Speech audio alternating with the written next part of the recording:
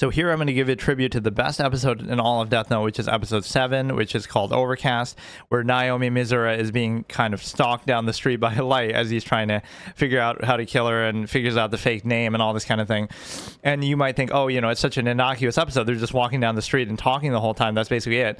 But that shows you the greatness of the series, that it takes something like the Notebook and it turns it into this, you know, it can turn any situation into an intense and exciting one. So without any bombs or special effects or action or crazy effects going on, right, special powers and abilities, although I guess the book is itself a power, right, but they're just sort of talking and he comes up with this amazing way to kind of, you know, it shows you his pragmatic brilliance, that he's able to manipulate even somebody as careful as her, who just lost her fiance. Like, she's very careful, she's very guarded, but he still is able to penetrate that, right, in a moment of desperation, which shows you its brilliance. And it was kind of one of those moments where early on in the series, I didn't really take him super seriously, right? I thought, especially in the first couple episodes, oh, this guy's a clown, and he, you know, who does he think he is? Just because he got the Notebook and he's good at school doesn't mean he can go toe-to-toe with the world's best detective, which he kind of slips up in the second episode, right, and makes it seem like he's an idiot, that he's no match for L. But then it shows, actually, no, he's actually super smart, and he's actually just as smart, if not smarter.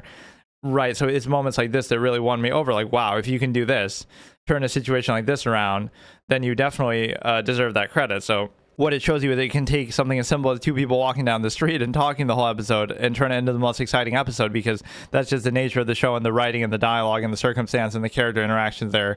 It reminds me of a scene from Memento that I always praise, where Guy Pearce doesn't have a pen to write down what just happened, and then he forgets it. So it's similar, like something as simple as having a pen or not having a pen determines the whole action there of the girl doing something, saying something nasty to him, and then he forgets about it 5 seconds later, right? Because he's about to forget, and then he didn't have a pen to write it down. So a similar thing here. Something as simple as having the name or writing something down could be the difference between life and death. It's like it turns something so simple into such a significant piece of drama. And the reason why, you know, it's such an accomplishment, that this is actually the most exciting, exhilarating, full-on, you know, experience for the whole episode, because it's like a full, you know, mano a mano between these two characters. And even though Naomi doesn't really know it, right, for Light to go through this conflict and for it to be that direct, like he would have lost if she got this information through, and she's so smart, right, herself, just for her to be around would have been a thorn in his side, right? It's so exciting, it's so to the point, it's like a full-on, it's basically a battle. The whole episode is a battle between these two characters, but it's a battle that isn't action, but obviously dialogue based. And so it's just so amazing that an episode like this with this sort of content would be this good.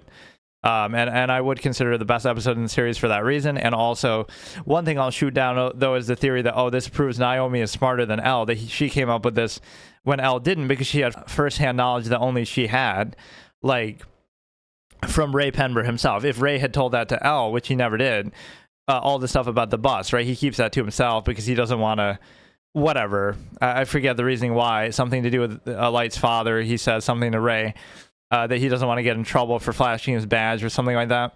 But it doesn't mean that Naomi is as smart as L or smarter than L. It just means that she had firsthand knowledge that nobody else had.